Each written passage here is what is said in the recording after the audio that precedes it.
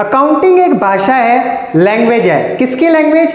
एक बिजनेस की लैंग्वेज। अगर आप किसी भी बिजनेस से रिलेटेड कोई भी चर्चा करना चाहते हैं तो आपको अकाउंटिंग आनी बहुत ज्यादा जरूरी है। अकाउंटिंग शब्द 7 वर्ड से मिलकर बना है। वो 7 वर्ड कौन कौन से हैं? IMRCSAC।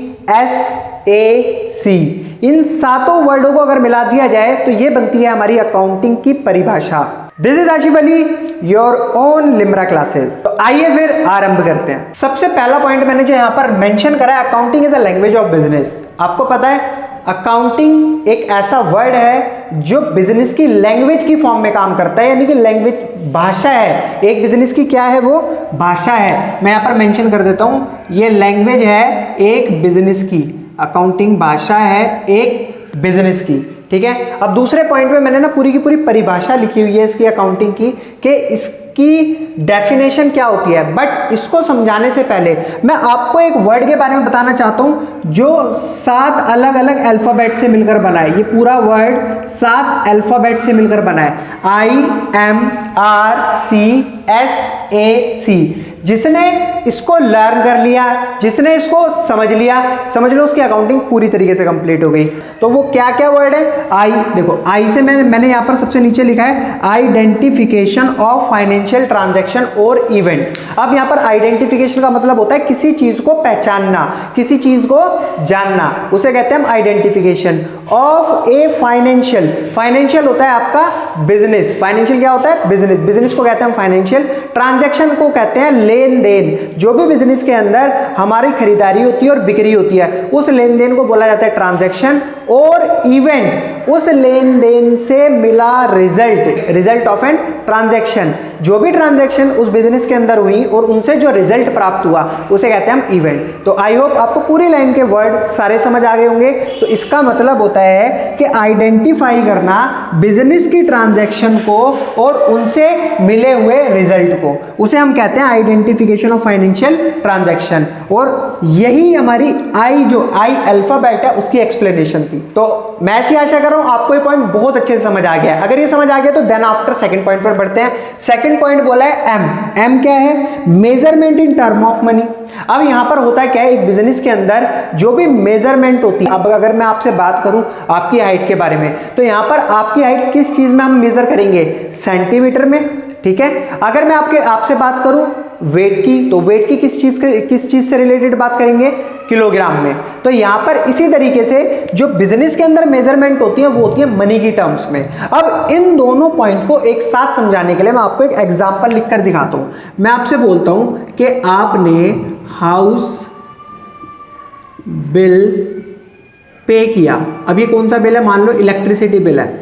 एक अपने घर का इलेक्ट्रिसिटी बिल पे किया। और दूसरा एग्जांपल अगर मैं कहूं तो उसमें लिख देता हूं मैंने आपने फैक्ट्री का रेंट पे किया। क्या करा है? फैक्ट्री का रेंट पे किया। अब इन दोनों बातों में आपको पहचानना है। देखो सबसे पहले पॉइंट में क्या आया था? पहचानना है, आइडेंटिफाई करना है आपको कि यहाँ पर बिजनेस की ट्रांजैक्शन कौन सी है, बिजनेस से रिलेटेड ट्रांजैक्शन। क्या हमने जो घर का बिल पे करा वो बिजनेस से रिलेटेड ट्रांजैक्शन थी, या हमने जो फैक्ट्री का रेंट पे करा वो बिजनेस से रिलेटेड ट्रांजैक्शन थी? अगर आपका जवाब है फैक्ट्री से रिलेटेड जो हमने रेंट पे करा है वो हमारी बिजनेस ट्रांजैक्शन है, तो आपका जवाब बिल्कुल ठीक है। और अगर आप कहते हो तो हाउस बिल इलेक्ट्रिसिटी, ये तो हो ही नहीं सकता, पॉसिबल ही नहीं है। क्यों? क्योंकि हम तो घर का बिल पे कर रहे हैं और घर क्या बिजनेस से रिलेट कहीं से कहीं तक नहीं करता।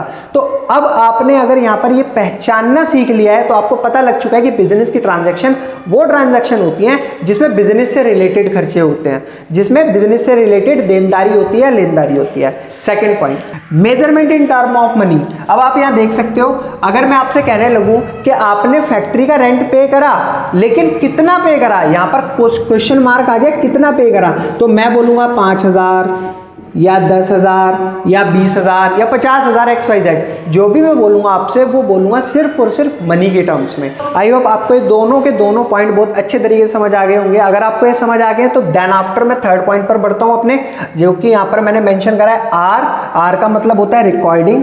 अब देखो बच्चों, मैं आपको ना इसका एग्जांपल देता हूँ छोटा सा। ऐसा होता है जब कोई छोटा सा बिजनेस होता है या बहुत स्मॉल बिजनेस है, या मैं कह रहा हूँ दिन में 1 ट्रांजैक्शन हो रही है, 2 ट्रांजैक्शन हो रही है, तो उनको रिकॉर्ड करना ना करना बात एक अलग हो जाती है। लेकिन यहीं अगर मैं बात करूँ, इतने बड़े बड़े जो हमारे बिजनेसमैन है जैसे रतन टाटा, बिरला, अंबानी, इनकी कितनी बड़ी फर्म है, इनकी बहुत बड़ी कंपनी है। अब इनकी जितनी बड़ी कंपनी है उतनी ही ज़्यादा ट्रांजैक्शन आपको इनकी कंपनियों में देखने के लिए मिलेगी। कितनी सारी ट्रांजैक्शन है जिसमें बहुत सारी परचेज हुई, और कितनी सारी ट्रांजैक्शन ऐसी होंगी जिसमें बहुत सारी सेल हुई। अब उन सारी चीज़ों को हम माइंड में तो नहीं रख सकते, तो उनको जब हम माइंड में नहीं रख सकते तो हम क्या करते हैं, उनको रिकॉर्ड करते हैं। उन्हें क्या करा जाता है, किताब ली जाती है और उस किताब में रिकॉर्ड करा जाता है, और उस किताब का नाम होता है जर्नल। उस बुक का नाम क्या होता है, जर्नल। उसमें परचेज हुई, सेल हुई, परचेज हुई, सेल हुई, परचेज। आप यहाँ साइड में देख भी सकते हैं, मैंने यहाँ पर ना आपको समझाने के लिए एक बुक बना रखी है, उसमें परचेज सेल बहुत सारी परचेज सेल है। तो क्या है, सारी की सारी ट्रांजैक्शन को रिकॉर्ड करा जा रहा है। कहाँ पर रिकॉर्ड करा जा रहा है, जर्नल की बुक में। तो समझ आ गई आपको मेरी बात। यहाँ पर क्या होता है, जब रिकॉर्डिंग होती है तो उसमें सारी ट्रांजैक्शंस को एक ही किताब के अंदर हम डाल देते हैं। तो ये भी आपको पॉइंट क्लियर हो गया होगा। देन आफ्टर आता है हमारा क्लासीफाइंग। क्लासीफाइंग का मतलब क्या होता है बच्चों, किसी चीज को अलग अलग करना। मैं यहाँ पर मेंशन कर देता हूँ, किसी भी चीज को अलग अलग करना, अलग अलग करना। अब आप फटाफट से उसी पॉइंट को याद करो, रिकॉर्डिंग वाले टाइम पर जो मैंने आपको पिक्चर शो कराई थी और उसके अंदर आपने देखा था purchase sale, purchase sale, purchase sale, इस तरीके से ना सारे में परचेज सेल भरी हुई है। अब यहाँ पर अगर वही कॉम्प्लिकेटेड चीज़ मैं किसी के सामने रख देता हूँ, ये लो जी पूरी की पूरी ट्रांजैक्शन ये हमारी फर्म की है, तो बड़ा अजीब सा नहीं लगेगा देख करके, यार समझ ही नहीं आ रहा कि क्या हो रहा है, परचेज हो रही है, सेल हो रही है, कुछ मतलब एक्चुअल में यही नहीं पता परचेज कितने की, एक्चुअल में ये भी नहीं पता कि सेल कितने की है। तो उस चीज़ को और प्रॉपर बनाने के लिए हम क्या करते हैं, उसको क्लासीफाई करते हैं। हम उन जो रिकॉर्ड हमने करी है चीज़ें उनको अलग अलग करके लिखते हैं, जिससे कि वो समझने में ज़्यादा इजी से इजी हो जाए। जो भी हमारी परचेज है उन्हें परचेज वाली बुक में डालते हैं, और जो भी हमारी सेल है वो हम सेल्स वाली बुक में डालते हैं। आप पिक्चर में देख सकते हो, मैंने यहाँ पर यही समझाने की कोशिश करी है कि सारी की सारी ट्रांजैक्शन से छांट कर निकाली गई परचेज की ट्रांजैक्शन वो परचेज बुक में डाल दी, और सेल की ट्रांजैक्शन सेल्स बुक में डाल दी। अच्छा, ये कौन सी किताब में होता है, इस किताब का नाम क्या होता है? तो बच्चों जैसे हमने सारी ट्रांजैक्शन को जर्नल में डाला था, कौन सी बुक में डाला था, जर्नल में डाला था, ऐसे ही अब हम जब क्लासीफाई करके डालेंगे, इनको सबको क्लासीफाई करके डालेंगे, तो ये कौन सी किताब होंगी, हमारी लेजर किताब होंगी। मतलब इनको क्या बोलते हैं, लेजर बुक। तो आई होप आपको ये पॉइंट भी बहुत अच्छे से समझ आ गया होगा। देन आफ्टर और आगे की तरफ हम बढ़ते हैं और देखते हैं यहाँ पर नेक्स्ट पॉइंट आता है समराइजिंग। अब इस वर्ड से तो आपका बहुत पुराना रिश्ता है, जैसे कि इंग्लिश का एग्जाम हुआ करता था 10th में या 11th में, आपने क्या करा होगा, पूरे चैप्टर की ना समरी बनाकर पढ़ ली होगी या कहीं से समरी देख ली होगी, आपको क्या हो गया होगा, पूरा का पूरा चैप्टर समझ आ गया होगा। तो इसी तरीके से अकाउंटिंग में भी हम एक छोटा सा काम करते हैं समराइजिंग करने का। अब वो समराइजिंग क्या है, देखो मैं आपको इसको भी बहुत ईजी तरीके से समझाता हूँ। आपने सबसे पहले क्या करा था, जर्नल बनाया, फिर उसके बाद आपने क्या करा, लेजर बनाया, फिर उसके बाद आपने क्या करा, मतलब क्लासीफाई करने के टाइम पर हमने लेजर बनाया। अब हम क्या करेंगे, समराइज करेंगे। मान लो मैं आपसे ये कहता हूँ कि भाई आपने पहले परचेज करी 5,000 की, फिर परचेज करी 12,000 की, फिर परचेज करी 2,000 की, फिर परचेज करी 3,000 की, नहीं या 12 2 1,000 की, ठीक है। तो अगर मैं कहूँ कि इतना सब कुछ बताने की जरूरत नहीं है, सिंपल सा आप ये कह दो कि सर हमने हमारी जो टोटल परचेज हुई है वो ये 20,000 रुपीज़ की, तो ये बात भी तो उसी के बराबर होगी जो हम इतनी सारी ट्रांजैक्शन के थ्रू ये बताना चाह रहे हैं। हमने 5,000 की यहाँ ट्रांजैक्शन करी है, परचेज की 5,000 की, फिर ट्रांजैक्शन करी है 12,000 की, परचेज की 2,000 की, फिर ट्रांजैक्शन करी है। इस तरीके से अगर मैं आपसे कहता हूँ कि डायरेक्टली हमने टोटल परचेज 20,000 की करी है, तो इसमें कोई हर्ज ही नहीं है, ठीक है। तो ये किसका पार्ट हो जाएगा, मेरा समराइजिंग का। तो अकाउंटिंग में हम क्या करते हैं, सारी ट्रांजैक्शन को थर्ड स्टेप में, मतलब पहला, दूसरा, तीसरा, चौथा, पांचवा, 5th स्टेप में हम उसको क्या करते हैं, समराइज कर देते हैं, शॉर्ट समरी में कन्वर्ट कर लेते हैं। तो ये हमारे लिए क्या होता है, इजी हो जाता है ये जानना कि टोटल परचेज हमने कितनी करी है, टोटल सेल हमने कितनी करी है, टोटल हमने मशीनरी कितनी परचेज करी है। मतलब ये सारी बातें तुम्हें अभी बड़ी कॉम्प्लिकेटेड लग रही होंगी, बट धीरे धीरे जब तुम इन सारी चीज़ों को सुनते हुए चलोगे, समझते हुए चलोगे, तो आपको बहुत आराम से समझ आने लगेंगी। क्लियर है मेरा पॉइंट। नेक्स्ट बच्चों फिर और आगे की तरफ बढ़ते हैं, फिर आते हैं यहाँ पर एनालिसिस एंड इंटरप्रिटेशन। अब इसका मतलब क्या है, एनालाइज करना, किसी चीज के बारे में जांच पड़ताल करना। जांच पड़ताल कैसे, मान लो मेरा बिजनेस है, 1 अप्रैल को मैंने बिजनेस शुरू करा, 10 महीने मैंने काम करा, 10 महीने बाद मेरे मतलब माइंड में क्वेश्चन आया कि क्या जो मैं काम कर रहा हूं उससे मेरा बिजनेस प्रॉफिट में चल रहा है या लॉस में तो नहीं चल रहा। तो उस चीज को जानने के लिए, उस चीज को पहचानने के लिए मुझे क्या करना पड़ता है, जांच पड़ताल करनी पड़ती है, जिसको मैं कहता हूं एनालाइज करना। तो यहां पर एनालाइज होता है जिससे हम ये पता लगा सकते हैं कि हमारा बिजनेस प्रॉफिट में चल रहा है या लॉस में चल रहा है। तो इसलिए हमारा जो 6th पॉइंट है एनालाइज एंड इंटरप्रिटेशन, ये हमें मदद करता है प्रॉफिट और लॉस के बारे में बताने में। ठीक है, मैं इसको बोल सकता हूं, ये हमें क्या बताता है, P&L, प्रॉफिट और लॉस के बारे में हमें बताने में मदद करता है। फिर बच्चों नेक्स्ट पॉइंट आता है यहाँ पर कम्युनिकेटिंग टू यूजर्स। अब यहाँ पर कम्युनिकेटिंग टू यूजर्स से क्या कहना चाहते हैं, सिंपल सी चीज़ है। देखो मैंने पूरे साल बिजनेस में काम करा, मेरे बिजनेस ने क्या प्रॉफिट कमाया या लॉस कमाया, ये हमें जितना ज़्यादा ज़रूरी है जानना, ये उतना ही ज़्यादा ज़रूरी है यूज़र्स को जानना। अब सर यहाँ पर यूज़र्स कौन होते हैं, यहाँ पर आपने लिख दिया यूज़र्स, ये यूज़र्स कौन है। तो सर मैं आपको बता देता हूँ, यूज़र्स ये हमारे 2 तरीके के हो सकते हैं। कौन कौन से, एक तो हो सकते हैं हमारे बैंकर्स। अब ये बैंकर्स क्यों होते हैं, दूसरे होते हैं इन्वेस्टर। अब ये क्या काम करते हैं सर इनका काम ये होता है एक बिजनेस के अंदर, जो बैंकर होता है ना बैंकर, उसको ये जानने की ज़्यादा ज़रूरत इसलिए पड़ती है, वो जैसे मैं कहता हूँ कि मैं बैंक के पास गया लोन लेने के लिए, ठीक है, बैंकर्स के पास गया मैं लोन लेने के लिए। अब वहाँ पर हुआ क्या, उन्होंने कहा कि मैं आपको क्यों लोन दूँ, रीज़न क्या है। तो मैं उनसे कहूँगा कि सर मेरी बिजनेस बहुत अच्छा प्रॉफिट कमाती है। तो वो कहेंगे प्रूव करो कैसे कमाती है। तो सिंपल सी बात है, मैंने जो भी पूरे साल अकाउंटिंग करवाई, जो भी मेरी ट्रांजैक्शन से अकाउंटिंग होने के बाद रिजल्ट सामने आया कि मेरी फर्म ने इतना प्रॉफिट कमाया है, तो उस अकाउंटिंग को ले जाकर मैं बैंकर को शो करा दूंगा। मैं उन्हें बताऊंगा कि देखो मेरा प्रॉफिट कितना अच्छा आया कंपनी से, यानी कि मेरी कंपनी अच्छी है, आप मेरे को लोन दे सकते हो। इन्वेस्टर भी ऐसे ही होते हैं, वो आपकी कंपनी को पैसा देते हैं, इन्वेस्ट करते हैं आपकी कंपनी में, आप उस पैसे को लगाकर अपनी कंपनी को एक लार्ज स्केल पर लेकर जाते हो। तो जो इन्वेस्टर होते हैं वो हमारी कंपनी के भी यूजर हो गए, ठीक है, वो हमें पैसा दे रहे हैं, तो उनका भी अधिकार है कि वो ये जाने कि हमारी कंपनी एक अच्छा लेवल का प्रॉफिट निकाल रही है या एक बेकार कंपनी है, ये लॉस में हमारी कंपनी गई हुई है। तो बच्चों ये थे हमारे सारे के सारे पॉइंट्स जो आपको अकाउंटिंग की पूरी डेफिनेशन समझने में मदद करने वाले हैं। अब यही चीज अगर मैं आपको रट्टू तोतों के तरह ये कहता है कि बच्चों अकाउंटिंग एक आर्ट है, एक कला है, जहां पर रिकॉर्ड करा जाता है, क्लासिफाई करा जाता है, समराइज करा जाता है in a significant manner and in term of money transaction and events which are in part at least of financial character and interpreting the result thereof. तो यहाँ पर आपको कुछ भी समझ नहीं आता, आप कहते हैं सर ने पता नहीं क्या लिख दिया, चलो इसको रट्टा लगाकर याद कर लेते हैं। बट अब देखो आपको कितने आराम से समझ आने वाला है, मेरे एक एक पॉइंट को देखना।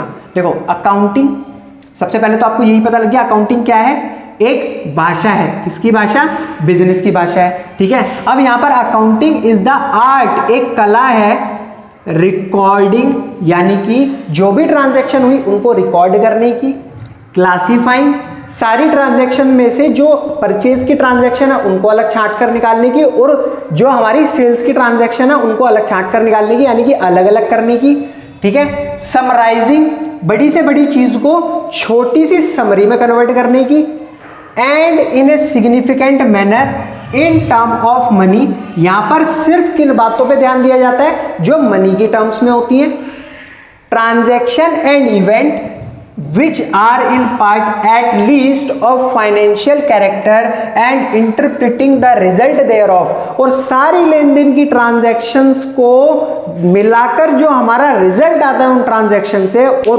उससे उस रिजल्ट को हम क्या करते हैं, इंटरप्रेट करते हैं, हम कम्युनिकेटिंग टू यूजर्स वाला काम करते हैं। यहाँ पर जो मैंने आपको IMRCSAC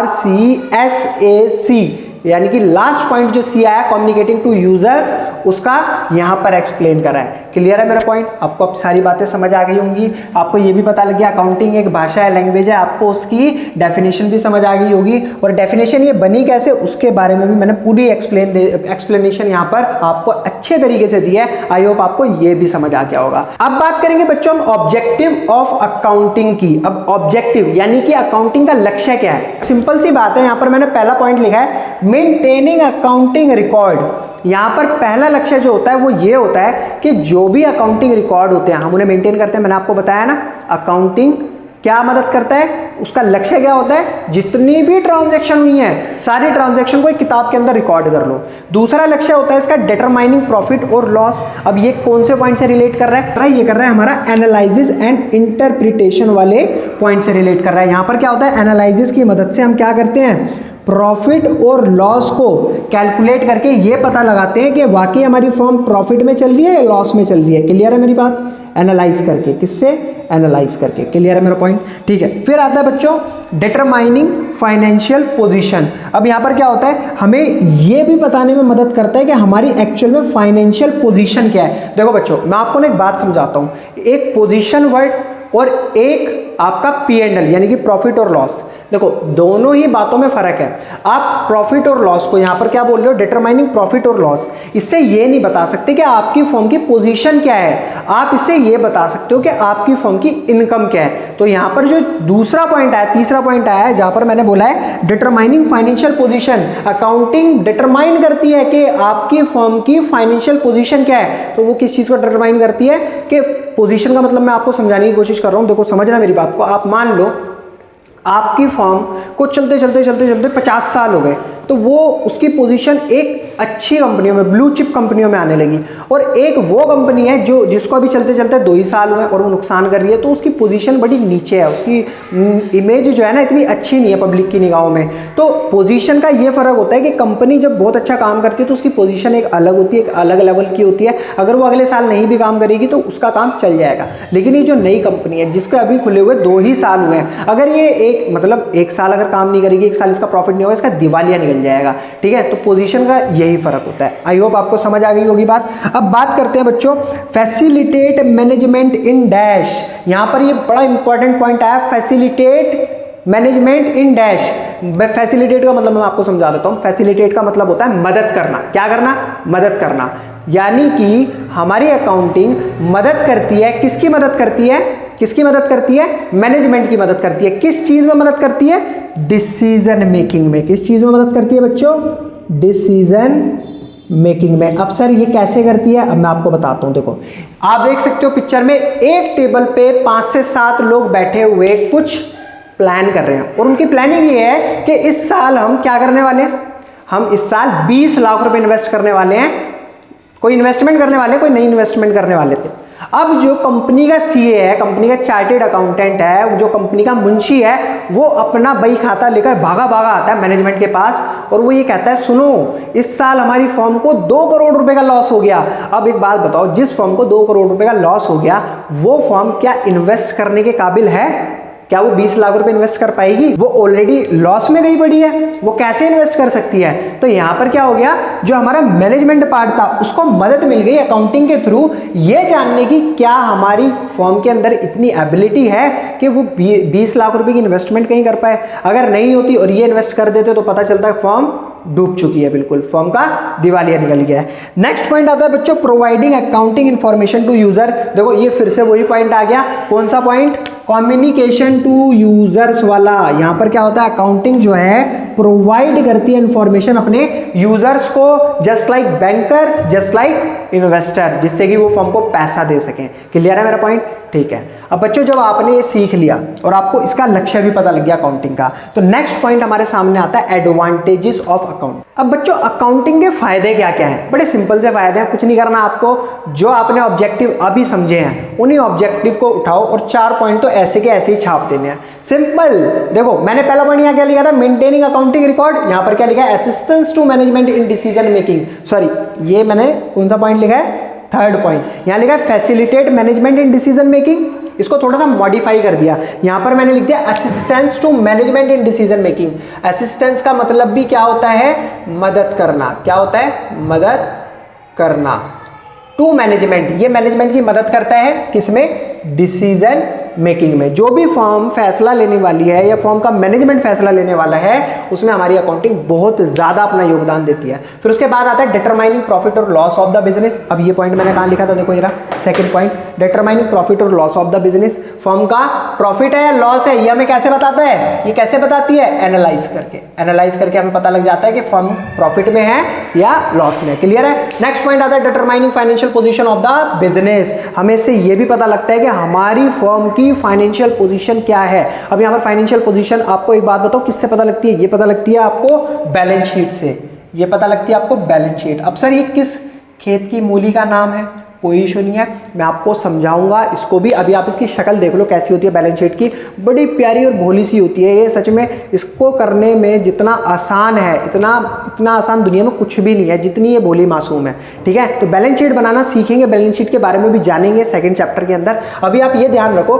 कि एक बिजनेस की जो भी फाइनेंशियल पोजीशन बताएगी वो बैलेंस शीट बताएगी। नेक्स्ट पॉइंट आता है बच्चों replace memory accounting helps in systematic recording. अब यहाँ पर देखो कौन से पॉइंट को रिप्लेस करा है, यहाँ करा है हमने फर्स्ट पॉइंट को रिप्लेस। यहाँ पर लिखा था मेंटेनिंग अकाउंटिंग रिकॉर्ड, अब मेंटेन कर रहे हैं अकाउंटिंग रिकॉर्ड, यहाँ पर लिख दिया मैंने रिप्लेस मेमोरी, यानी कि मुझे दिमाग पे जोर देने की जरूरत नहीं है, मेमोरी को हटाओ सीधा रिकॉर्ड कर लो। अब रिकॉर्ड रहेगा तो क्या उसे कोई मिटा पाएगा, दिमाग से तो मैं एक बार को चीजें भूल भी सकता हूँ, क्या लिखी हुई चीजें मैं भूल सकता हूँ, नहीं भूल सकता। उसे 10 साल बाद भी कॉपी को उठाकर देखूंगा, खोलूंगा, चेक करूंगा, उसके अंदर वैसे के वैसे ही लिखा हुआ मिलेगा। तो यहाँ पर यही कहना चाहते हैं replace memory accounting help in systematic record, systematic तरीके से लिख कर रखो, वो हमेशा आपको काम ही आएगा। फिर आता है एविडेंस इन कोर्ट, कल को मान लो मेरे ऊपर किसी ने केस कर दिया, कोई ऐसा बंदा आया जिसने मेरे ऊपर केस कर दिया कि भाई ये तो फर्म का जो है झूठा लॉस दिखा रहे हैं, ये तो प्रॉफिट में है। अब मेरे को क्या करना पड़ेगा, मेरे को अपनी अकाउंटिंग उठाकर लेकर जानी पड़ेगी जज साहब के सामने और उन्हें दिखाना पड़ेगा, जज साहब देखो मेरी फर्म वाकई लॉस में चल रही है, मेरी फर्म का कोई भी प्रॉफिट नहीं है, ये आदमी मेरे ऊपर झूठा इल्जाम लगा रहा है। तो वहां पर मैं बचकर निकल जाऊंगा। क्यों बचकर निकला, क्योंकि मेरी फर्म की अकाउंटिंग हो रखी थी, नहीं हो रखी होती तो मैं कैसे प्रूव कराता, नहीं करा सकता था। फिर आता है बच्चों फैसिलिटेट्स लोन। अब मैं वही देखो बैंकर के पास जाऊंगा, बैंकर से बोलूंगा अंकल मेरी फर्म को लोन दे दो, तो बैंकर कहेगा क्यों दूं मैं तुम्हें लोन, तुम क्या मेरी बारात में आए हो। मगर उसको मैं अगर बोलूंगा देखो अंकल मेरी फर्म जो है करोड़ों रुपए का प्रॉफिट छापती है हर साल, वो कहेगा लाओ दिखाओ प्रॉफिट। मैं कहूँगा सर देखो मेरी अकाउंटिंग देख लो मेरी फर्म की, वो देखेगा अरे वाह इसमें तो वाकई ही प्रॉफिट अच्छा निकाला हुआ है। तो वहां पर क्या होगा, वो आपकी फर्म को लोन दे देगी, वो आपकी फर्म को लोन दे देगी, किसके बिहाफ पर, अकाउंटिंग के बिहाफ पर। नेक्स्ट पॉइंट आता है फैसिलिटेट सेटलमेंट ऑफ टैक्सेस। अब देखो गवर्नमेंट को हमें टैक्स भी देना होता है, अब गवर्नमेंट को हम टैक्स कैसे देंगे जब हमें यही पता नहीं होगा हमारी फर्म प्रॉफिट में है लॉस में है, प्रॉफिट में तो कितने प्रॉफिट में, लॉस में तो कितने लॉस में है। तो सिंपल सी चीज है अकाउंटिंग यहाँ पर मदद करती है। अगर आपकी फर्म प्रॉफिट में है, अगर आपकी फर्म को अच्छा प्रॉफिट हुआ है तो उस प्रॉफिट का वो परसेंटेज कैलकुलेट करके गवर्नमेंट को टैक्स के तौर पे दे देते हैं। समझ आ गई मेरी बात, क्लियर है। नेक्स्ट बच्चों हमारी जो अकाउंटिंग एडवांटेजेस हैं वो भी हमारी क्लियर हो चुकी है, आपको समझ आ गए होंगे इसके फायदे क्या क्या थे। कुछ 4 फायदे तो हमने यहीं से टिप लिए थे इसके लक्ष्य में से, जो ऑब्जेक्टिव्स थे और उन्हें छाप दिया था हमने एडवांटेज में। अब इसकी कुछ कमियां भी हैं बच्चों, यहाँ पर ये जो लिमिटेशन है ना इसका मतलब होता है कुछ कमियां हैं। अब इसकी कमियां क्या क्या है उसके बारे में हम बात करेंगे, मैं लिख देता हूँ यहाँ पर इसकी कुछ कमियां होती हैं। ठीक है sir, accounting is not fully exact, accounting कभी भी ना एग्जैक्ट नहीं होती। क्यों एग्जैक्ट नहीं होती, इसका रीजन क्या है, because in accounting sometimes we also make estimates. हम क्या करते हैं इसमें कभी कभी ना एस्टिमेट्स लगाते हैं, हम ऐसा मान लेते हैं कि पिछले साल ना हमें ये 1 लाख रुपए प्रॉफिट हुआ था, इस साल हमें 1.5 लाख प्रॉफिट होने वाला है। हम बहुत सी चीज़ों में एस्टिमेट्स लगा लेते हैं इसमें, तो ये ना हमें कभी भी एक्यूरेट रिजल्ट नहीं देती, एक्यूरेसी के साथ रिजल्ट नहीं देती। इसमें क्या होता है, ये मतलब एस्टिमेट्स की वजह से पूरी की पूरी प्रॉपर हमें रिजल्ट कभी नहीं दे पाती। इसी तरीके से सेकंड पॉइंट आता है accounting ignores qualitative element, accounting ignore कर देती है क्वालिटेटिव एलिमेंट्स को। कैसे, देखो 2 आदमी है, देखो मैं यहाँ पर आपको डायग्राम की मदद से समझा रहा हूँ। 2 आदमी है, अब इन दोनों की ना आपस में लड़ाई हो गई फॉर्म के अंदर, और इनकी लड़ाई के कारण मेरी फॉर्म का ना 1 महीने का ताला लगा रहा। अब 1 महीने तक मेरी फॉर्म नहीं चली तो क्या हुआ, ये लॉस ही तो था। अब इस लॉस को क्या मैं मेजर कर सकता हूँ मनी की टर्म्स में, नहीं कर सकता ना।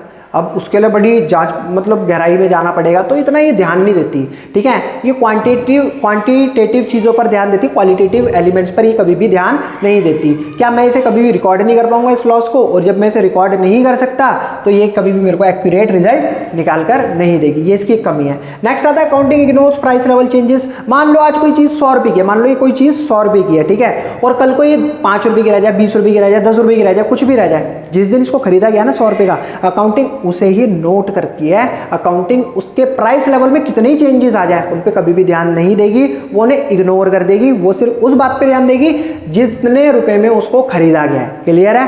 नेक्स्ट पॉइंट आता है विंडो ड्रेसिंग। विंडो ड्रेसिंग एक बड़ा कमाल का शब्द है बच्चों और मार्केट में बहुत ज्यादा चलने लगा है। अब बहुत सी ब्लू चिप कंपनियां ऐसी हैं जो मतलब वो तो सही काम करती हैं, लेकिन कुछ नई नई फर्म ऐसी हैं जो मार्केट से लोन उठाने के लिए अपनी अकाउंटिंग में जबरदस्ती का प्रॉफिट दिखा देती हैं। उसको कहते हैं विंडो ड्रेसिंग। जब हम अपनी तरफ से मैनिपुलेशन कर दें अकाउंटिंग के अंदर, वो हमारी हो जाती है window dressing. Window dressing manipulation in accounting to show higher profit. Window dressing से हम अपनी अकाउंटिंग में हायर प्रॉफिट दिखा सकते हैं जिससे कि फर्म को लोन मिल जाए by bankers, by lenders, by creditors, और ये क्या होता है फर्म के लिए एक फायदा हो जाता है। फिर वो बोरिया बिस्तरा उड़ाते हैं और अपना गोली हो जाते हैं। ठीक है, क्लियर है मेरा पॉइंट बच्चों। ये तो था हमारा इस सेशन 2023-24 का आज का पहला लेक्चर। आई होप आपको ये अच्छे से समझ आया होगा।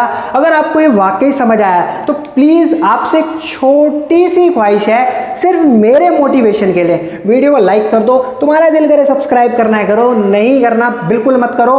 ठीक है, अभी तुम्हारा पहला लेक्चर है, तुम ऐसे ही मेरे लेक्चर देखते रहना देखते रहना देखते रहना। जब तुम्हारा मन करे कि सर ने वाकई कुछ हमें कंटेंट प्रोवाइड कराया तब सब्सक्राइब कर सकते हो। सब्सक्राइब का बटन आपको नीचे मिल जाएगा। बच्चों मिलेंगे आपसे फिर अगली वीडियो में अगले नए कॉन्सेप्ट के साथ। तब तक के लिए धन्यवाद।